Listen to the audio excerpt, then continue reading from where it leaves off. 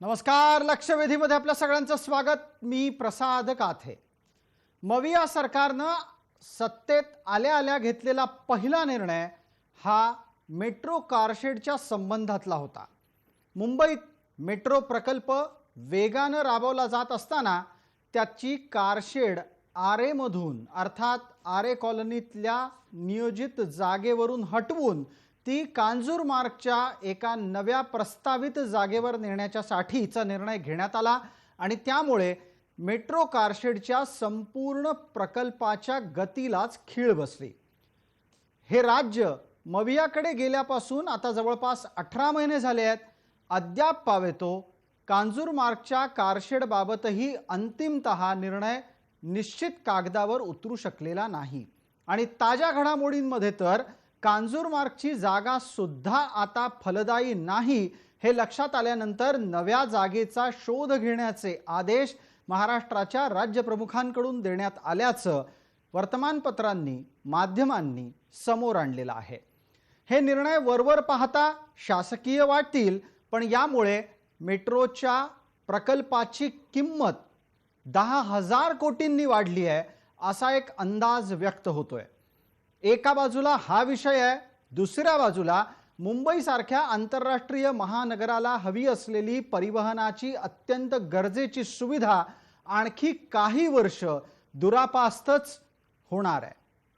या सगळ्याचा परिणाम मुंबईकरांच्या जीवनमानावर आहे. या सगळ्याचा परिणाम महानगराच्या प्रदूषणाच्या स्तरावर आहे. यापूर्वी ज्या वेगानं आरेच्या परिसरात काम सुरू होतं ते जर त्याच गतीनं सुरू राहिलं असतं तर एव्हाना मेट्रोचा एक मार्ग प्रवासासाठी खुला सुद्धा झाला असता आणि तशाच प्रकारच्या नियोजनाच्या माध्यमातून मेट्रोचं काम 2014 ते 2019च्या दरम्यान वेगवान पद्धतीनं हाती घेण्यात आलं होतं. पण सरकार बदललं आणि जणू काही मेट्रोच्या कुंडलीतले ग्रहच फिरले आहेत अशी परिस्थिती समोर येते. पर्यायानं मुंबईकरांच्या कोरोना काळातल्या हालाला आणखीनच गडद किनार लाभलेली आहे. याच सगळ्या गोष्टी लक्षवेधी चर्चेला आपण घेतोय. सोबत मुंबईकरांची वेदना आहेच आणि म्हणूनच मुंबईच्याच स्पष्ट भाषेमध्ये भूमिका मांडत असताना आपण म्हणतोय हट्टानं लावलाय 10,000 कोटींचा बांबू.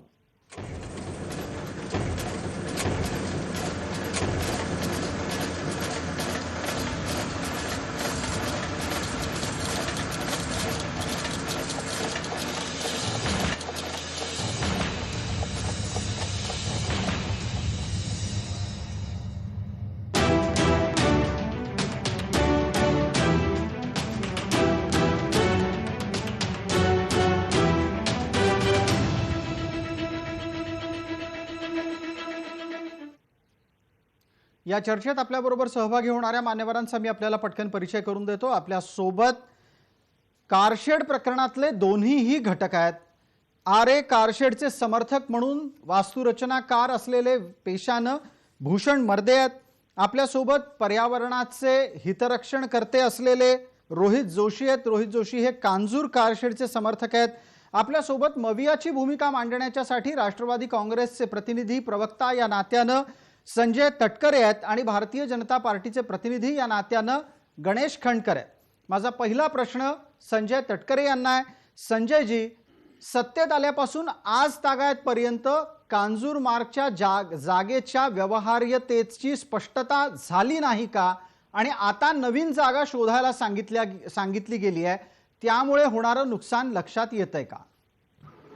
प्रसादजी, सर्वप्रथम आपण एक लक्षात घ्या, राष्ट्रवादी काँग्रेस पार्टीने नेहमीच जी आरे कारशेडची जी जागा होती त्याला विरोध केला होता. एकतर मुंबईमध्ये फार थोडी ग्रीन स्पेस राहिलेली आहे आणि 30 हेक्टर जागा ही तिथलं जंगल आणि तिथली झाडं सगळी तोडून त्या ठिकाणी कारशेड बांधण्याचा मुळात आम्ही तो निर्णय फडणवीस सरकारने आणि केंद्र सरकारच्या पर्यावरण मंत्रालयाने जो प्रकल्प मंजूर केला होता त्याच्याबद्दलच आक्षेप आम्ही घेतला होता. आणि साहजिकच आहे, ज्या मुद्द्यावर आम्ही लोकांपर्यंत गेलो होतो, निवडणुकीला सामोरे गेलो, आणि सत्तेमध्ये आल्यानंतर त्याचा फेरविचार करणं हे क्रमपात्र होतं आणि तसा निर्णय घेण्यात आला. ठीक आहे, पहिला पण मुद्दा 18 हा महिने आहे की झाले आहेत, फडणवीस आपल्याला 18 महिन्यामध्ये पर्यायी निश्चित जागा नाही का सापडू शकली? नाही ती बघा परत एकदा मी सांगतो तुम्हाला, जी काही जागा शोधायची असेल किंवा जो व्यवहार्य पर्याय जर शोधायचा असेल तो नक्की शोधला जाईल. आणि राहिला तुम्ही जे सांगताय की 10,000 कोटीचं नुकसान आणि सगळं होणार आहे, मला एक मुद्दा मांडायचा आहे की 30 हेक्टर जागा म्हणजे जवळजवळ एक 75 एकर जागा बर, जे ग्रीन कव्हर नष्ट होणार होतं किंवा ते केलं जाणार होतं त्याची मोजमाप पैशामध्ये होऊ शकत नाही. कारण येणाऱ्या आपल्या कितीतरी पिढ्या त्या 30 हेक्टर जो ग्रीन कव्हर होता त्याला मुकलं असतं. अच्छा. आणि जर जर त्यासाठी जर 10,000 काय 20,000 कोटी जरी प्रकल्पाचा खर्च वाढणार असेल तर तो मला वाटतं तो ठीक आहे. व्यवहार्यच आहे आणि तो लोकांच्या हिताचाच आहे. ठीक आहे, संजय तटकरे यांनी आपली भूमिका मांडत असताना प्रकल्पाची वाढलेली किंमत समर्थनीय ठरवली, होत असलेला उशीर हा सुद्धा समर्थनीय ठरवला. भूषण मर्दे आपली प्रतिक्रिया अपेक्षित करतो. अशा दृष्टिकोनातून मेट्रो आपल्याला कधी मिळेल? आपल्या नशिबात मेट्रोचा प्रवास आहे की नाही? आता ही जी जागा निवडली आरेची निवडलेली जागा ही मागच्या सरकारने निवडली असं आधीच आमच्या अनलिस्ट म्हणाले. पण खरं तर हा निर्णय 2012चा आहे. Just for information. बर, म्हणजे 2012ला फडणवीस सरकार सत्तेत नव्हतं. ते हो तो तर आहेच म्हणा, पण हा 2012चा निर्णय आहे. आणि त्यानंतर ही जागा आज म्हणताय की 24 हेक्टर जागा खरं म्हणजे इथली आरेमधली वापरली जाते. 24 हेक्टर जागा म्हणजे किती ते तुम्ही बघा. ती आपली सरकारची जागा आहे, त्यामुळे त्याच्यात त्यालाही खर्च नाही. त्यावरची झाडं कापून झालेली आहेत. आज त्याच्यावर एकही झाड नाही किंवा तिथे आता नवीन कुठलं झाड कापणं वगैरे नाही आहेत. आणि जे काही झाडं कापून झालेली आहेत ती सर्वोच्च न्यायालयाच्या परवानगीनुसार झालेली आहेत. म्हणजे त्या जमिनीतून आता काही ऑक्सिजन येणं अपेक्षित नाहीये झाडं नसल्यानं. आता ऑक्सिजन. आता दुसरा मुद्दा, ही झाडं कापताना त्यावेळेला जो काही जी अट होती बर, त्याप्रमाणे जवळजवळ 25,000 नवीन झाडं 6-6 फुटांची सॅपलिंग हे लावणं अपेक्षित होतं. आणि मला वाटतं हे प्राधिकरणाने त्यावेळेला लावलेली आहे. जवळजवळ 21-22,000 झाडं लावून झाली आहेत आणि ती व्यवस्थित वाढतायत. हे कोर्टाच्या देखरेखीखाली होतंय. म्हणजे ही झाडं कापली गेली याचं वाईट म्हणजे वाईट वाटणं ट्रॅजिक आहे. पण त्याचबरोबर हा महत्वाचा प्रकल्प होणं गरजेचं असल्याने ठीक आहे. याला एक दुसरा आक्षेप हाही होता की या पर्यावरणाच्या रक्षणाच्यासाठी 10,000 काय 20,000 कोटी जरी लागले तरी ते देता आले पाहिजेत, कारण प्राणवायूच्या पुरवठ्याच्या साठीची वनसंपदा रक्षण करणं हे प्रथम कर्तव्य आहे. असाही बचाव थोड्या वेळापूर्वी संजयजी तटकरे यांनी केला. आता तुम्ही सांगताय की तिथली झाडं ही न्यायालयाच्या निरीक्षणाखाली आधीच कापून झालेली आहेत. आता या निमित्तानं आपल्यासोबत गणेश खंडकर आहेत. संजयजी, मी आपल्यापर्यंत येतो. गणेश खंडकर आपल्यासोबत आहेत. गणेश खंडकर, दृष्टिकोनातला फरक लक्षात येतोय का? आणि याच दृष्टिकोनामुळे आपल्या मुंबईकरांना भोगावी लागणारी किंमत किती भयंकर आहे? असं आहे की प्रसादजी, याला मी केवळ आणि केवळ बालहट्ट आणि राजहट्ट या 2 शब्दामध्ये मी याची व्याख्या करेन. असं आहे की आता जसं आपल्या या कार्यक्रमात सहभागी मान्यवरांनी सांगितलं का निर्णय 2012चा होता. बघा आज परिस्थिती अशी आहे की आज हा प्रकल्प लांबणीवर पडल्यामुळे मुळातच याची किंमत आज 10,000 कोटी रुपयांनी वाढली. दुसरी बाब म्हणजे आज या कोरोनाच्या काळामध्ये जे रोजचं कार्बनचं उत्सर्जन नेमकं काय असतं आणि वाहनांचा त्रास काय असू शकतो हे हजारो लाखो मुंबईकर आता या ठिकाणी अनुभवत आहेत. आणि त्यामुळे जर काही मेट्रो सुरू झाली असती तर या मुंबई शहरामध्ये पर्यावरणाच्या दृष्टीने काय नेमका फायदा झाला असता. गणेश खंडकर, पण गणेश खंडकर त्यांचा एक तर्क सत्ताधाऱ्यांचा काय आहे की 10,000 कोटी काय 20,000 कोटी लागले तरी चालतील. 18 महिन्याचा कालावधी नवी जागा शोधण्यासाठी गेला, हे काही फार वेळ नाही आपण घालवलेला आहे. ते आणखीन चांगली पर्यायी जागा शोधण्यासाठी वेळ द्यायला तयार आहेत, पण हा 18 महिन्याचा कालावधी मुंबईकरांना परवडणार आहे का? बघा असं आहे, यापूर्वी देखील एक मेट्रो या मुंबई शहरात सुरू झाली, वर्सोवा ते घाटकोपर. 7 वर्षे ती उशिरा सुरू झाली, त्याचा भुर्दंड मुंबईकर भोगतायत. जेवढा प्रकल्प उशिरा सुरू होणार त्याचं कॉस्ट ऑफ प्रोडक्शन वाढणार आणि त्याचा भुर्दंड पर्यायानं हा मुंबईकरांच्याच खांद्यावरती पडणार आहे. प्रसादजी, माझा एक सरळ सरळ साधा प्रश्न आहे. या मुंबई शहरासाठी कोस्टल रोडचं काम चालू आहे ना हो? बरोबर. कोस्टल रोड साठी काय झाडं कापली नाहीत का? ती काय आर्टिफिशियल झाडं कापली, खुरटी झाडं कापली का काय तुम्ही? अहो नाही तुम्ही नाही, कदाचित समुद्रामध्ये कदाचित मला मला या निमित्तानं बघा, आता पटकन एकदा पर्यावरणवाद्यांना बोलतं करायचं आहे आणि पर्यावरणवाद्यांनी यावरही खुलासा करावा. आरेमध्ये झाड कापल्यानंतरच पर्यावरणाचं नुकसान होतं. कोस्टल रोडच्या साठी मोठ्या प्रमाणात झाडं कापली जात आहेत, समुद्रातली जैवसंस्कृती नष्ट होतीये, त्याबद्दल कुठलाच पर्यावरणवादी बोलत नाही. असं कसं असू शकतं? म्हणजे पर्यावरणवाद्यांचे पण 2 गट आहेत की काय? रोहितजी नमस्कार जी. तुम्ही आता जो मुद्दा उपस्थित केलाय की कोस्टल रोडचा, तो सरळ सरळ भाजप विरुद्ध भाजपनी सुरू केलेले प्रकल्प आणि शिवसेनेनी सुरू केलेले प्रकल्प असा मला त्याचा वास येतोय. मुळात पर्यावरणवाद्यांची जी भूमिका आहे ती अतिशय स्पष्ट आहे. अजिबात जी नाही. पर्यावरणवाद्यांची भूमिका आहे ती अतिशय स्पष्ट आहे की जर झाडं किंवा पर्यावरणाचं कुठेही नुकसान होणार असेल आणि ते अवाजवी असेल तर त्याला पर्यावरणवादी म्हणून आमच्या सगळ्याच प्रकल्पांना विरोध राहील. पण कोस्टल त्याच्यामध्ये रोडच्या बाबतीत तुम्ही कधीच आवाज निघालेला ऐकला नाही. कोणी ऐकला असेल तर सांगा. कोस्टल रोड मधल्या पर्यावरणाच्या हानीच्या बाबत कोणी बोलताना दिसत नाही. आपल्याला माहिती असेल तर टाटा गार्डन्स हे जिथे स्थापित आहे तिथून जिथे आता प्रोजेक्टचं काम जिथे सुरू आहे ती न्यायालयामध्ये याचिका दाखल केली होती आणि उच्च न्यायालयाने त्यांना 60 कोटी रुपये भरायला सांगितले याचिकाकर्त्यांना, तरच आम्ही तुमचं म्हणणं ऐकू असं सांगितलं. आणि ते तसं 60 कोटी रुपये कोणी पेटिशनर भरू शकत नाही, कारण हे जनहितासाठी हे सगळे याचिकाकर्ते काम करत असतात. त्यामुळे 60 कोटी रुपये भरणं अशक्य असल्यामुळे ती झाडं कापण्याशिवाय दुसरा काही पर्यायच राहिला नव्हता. आणि त्यामुळे पण मग रोहित जोशी आरे मधली झाडं सुद्धा न्यायालयाच्या आदेशानंतरच कापली गेली. त्यावेळेला मात्र काय भूमिका घेतली गेली? काय मोठ्या प्रमाणात आंदोलनं उभी राहिली? त्याच्यामध्ये तुम्हाला मी थोडंसं काही स्पष्ट करू इच्छितो. ज्या वेळेला 2019ला ही आंदोलनं झाली त्यावेळेला कोविडची परिस्थिती नव्हती. कोविडची परिस्थिती ज्या वेळेला उत्पन्न झाली त्याच्या नंतर 2 वर्ष जो काही खेळखंडोबा झालेला आहे कांजूरच्या जागेबद्दलचा तो सर्वज्ञात आहे, सर्वश्रुत आहे. मला आता फक्त 2च गोष्टी सांगायच्या ज्या भूषण मर्देंनी उपस्थित केल्या होत्या. त्यामध्ये ज्या चुकीच्या आहेत त्या म्हणजे एक तर 2012चा जो निर्णय त्याच्यामध्ये कुठेही आरे ही जागा फायनल झाली नव्हती. 2010चा जो डीपी आहे, जो डेव्हलपमेंट प्लॅन आहे मुंबईचा, त्याच्यामध्ये कफ परेड ही जागा आरक्षित ठेवण्यात आली होती. तिथे शापूरजी पालनजी नावाच्या बिल्डरनी ती जागा तिथे अतिक्रमण झालं त्या सरकारी जागांवरती आणि ती जागा SRA मध्ये विकसित करायला हवी म्हणून शापूरजी पालनजींनी त्याच्यावरती क्लेम सांगितला आणि म्हणून ती कफ परेडची जागा हलवून मग नंतर दुसरीकडे कुठे जागा शोधायची असं ते जेव्हा झालं त्यावेळेला बऱ्याच जागांचा शोध घेण्यात आला. त्यातली आरे सुद्धा एक जागा होती. दुसरं भूषण मर्देंनी जे सांगितलं की या ठिकाणची आरे कॉलनी मधली सगळी झाडं कापली गेलेली आहेत, हे अतिशय चुकीचं आहे आणि विधान आहे. कारण सुप्रीम कोर्टमध्ये जी आमची केस चालू आहे त्या केसमध्ये मी स्वतः याचिका करता आहे आणि त्याच्यामध्ये आम्ही सुप्रीम कोर्टामध्ये पुरावे दिलेले आहेत की या जागेवरची फक्त 300 ते 400 झाडं कापली गेलेली असावीत.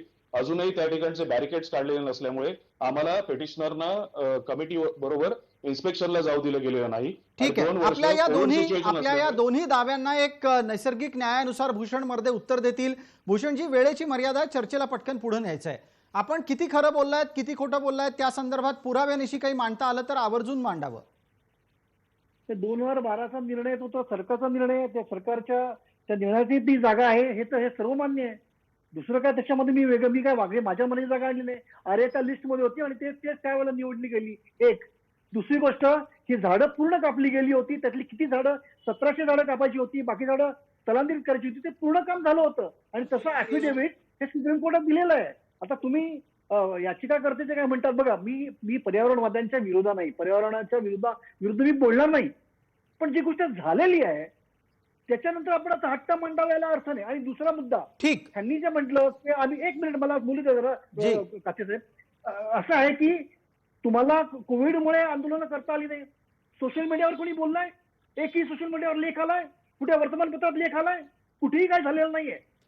हे सगळं ठरवून झालेलं वाटतं मला. नाही म्हणजे दुर्दैवाने भूषण मर्देजी, कोस्टल रोडच्या बाबतीत एक न्याय, आरे बाबतीत दुसरा न्याय, पर्यावरणवाद्यांची ही भूमिका मुंबईसाठी घातक आहे का?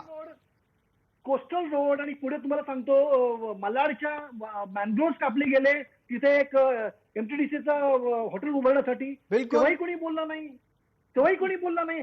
तुम्ही आता आरेमध्ये प्रस्तावित आहे काय SRA साठी? तिकडे नवीन वसाहत बांधण्याचा प्रस्तावित आहे. आरेचा मॉनिटरी यूज करून, म्हणजे आरेचा आर्थिक फायदा आम्ही करून घेऊ, त्याच्यासाठी प्रकल्प आणण्याचे घातले जात आहेत. ते चालेल.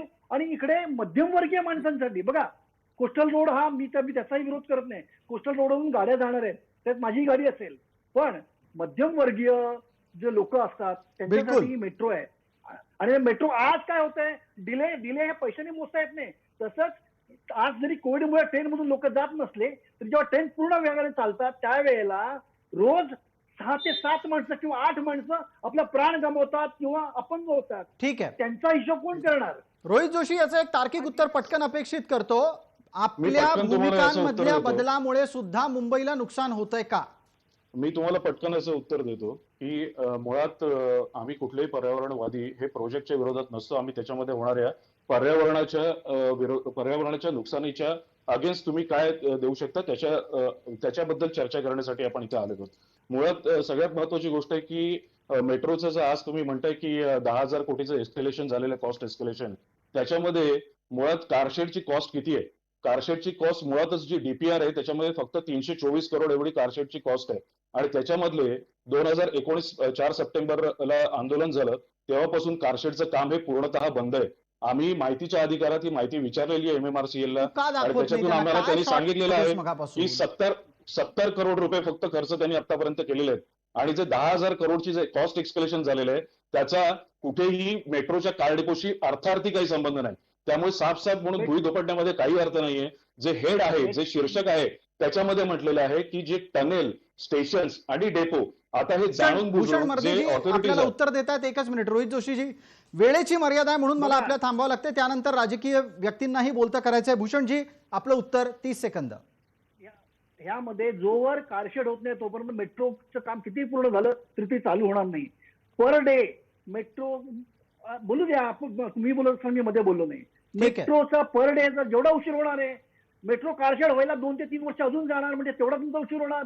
पर डे 14 कोटीचं नुकसान होतं. हे नुकसान कुठून भरून काढलं जाणार? हे लोकांच्या तिकिटाच्या पैशातूनच भरून काढलं जाणार ना.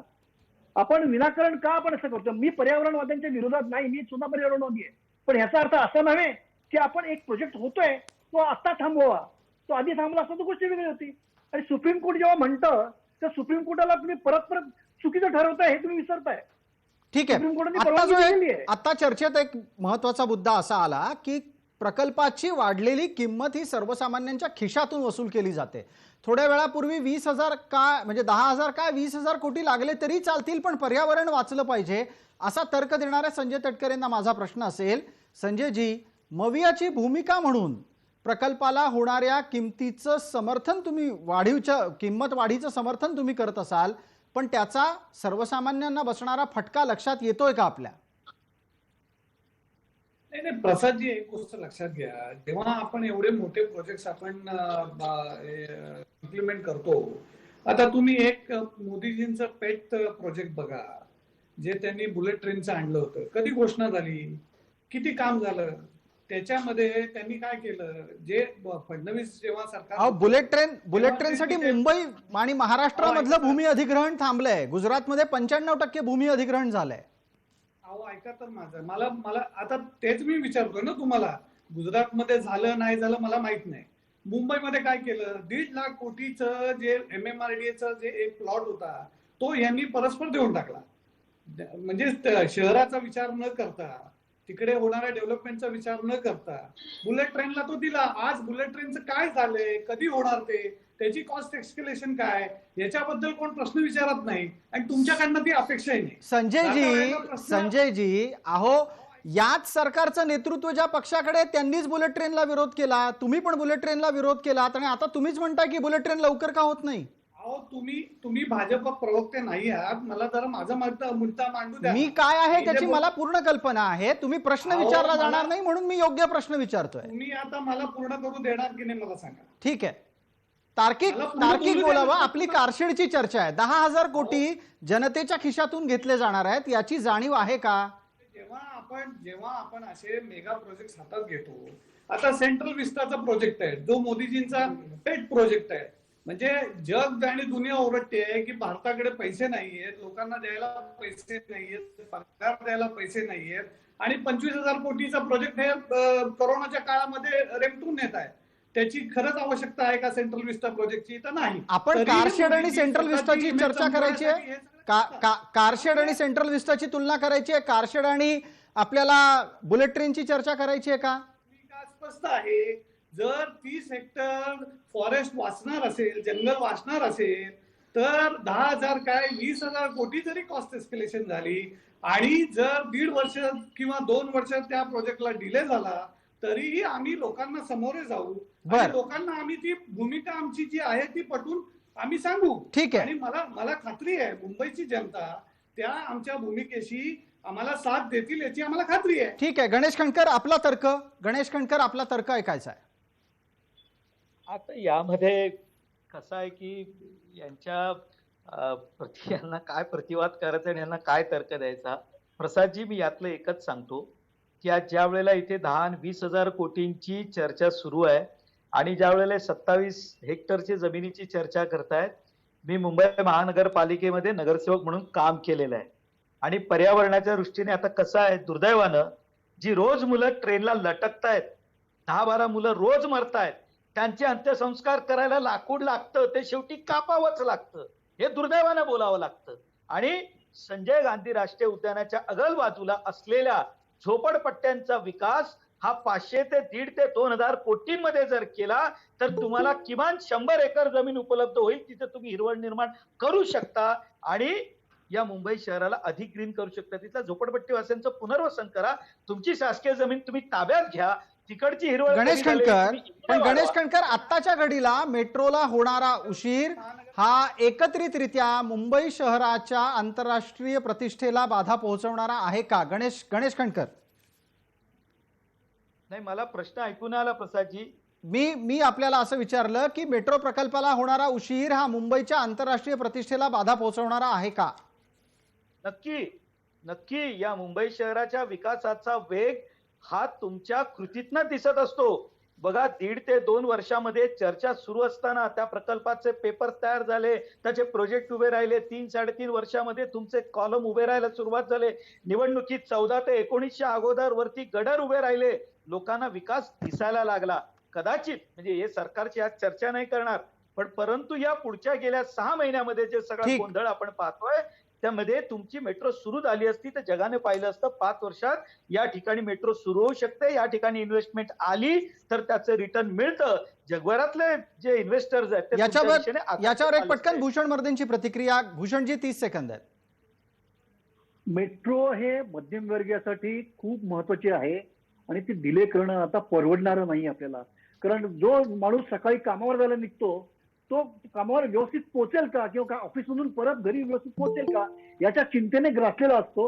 याला मेट्रो हीच एक लाईफलाईन आता असणार आहे. ती आता किती तुम्ही डिले करणार हा माझा प्रश्न आहे. आपण पटकन रोहित जोशींना विचारूयात. रोहित जोशीजी, आपण पर्यावरणाच्या रक्षणाची भूमिका घेत असताना विकासाच्या दृष्टीनं सुरू होणारे येऊ घातलेले प्रकल्प हे वेळेत सुरू व्हावेत, कमीत कमी उशीर व्हावा यासाठी सुद्धा आग्रही असणार आहात का? आणि थोड्या वेळापूर्वी आपण स्वतःच असं म्हणालात की कोरोना काळामध्ये मेट्रो प्रकल्पाच्या कांजूरमार्गच्या कारशेडच्या बाबत खेळखंडोबा झाला, हा टाळता आला असता का? आता काय करायचं मग?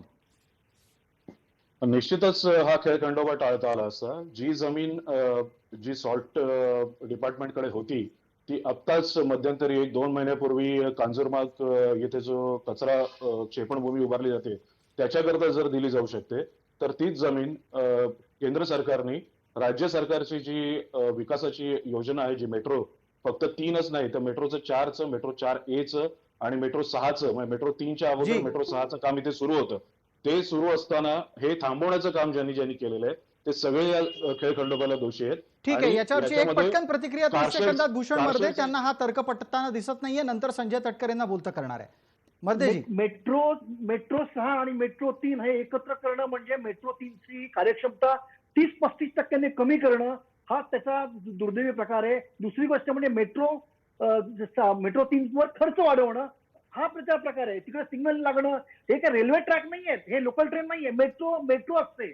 त्याच्यात 1 सेकंदाची पण मेट्रो लेट होत नसते. पण आपण हे 2 मेट्रो एकत्र करून ठीक आहे. सिग्नल यंत्रणा टाकून त्याची वाट लावायची ठरवले का? याच्यावर 1 मिनिट, आता वेळेची मर्यादा आहे. संजय तटकरे, चर्चेच्या शेवटच्या भागात आपल्यासाठीचा हा प्रश्न असेल, आपल्या अंदाजानुसार मवियाच्या मनात मेट्रो सुरळीत सुरू व्हावी आणि कारशेडचा प्रश्न सुटावा याच्यासाठी काही डेडलाईन आखलेली आहे, काही कालमर्यादा आपण स्वतःला घालून घेतलेली आहे का?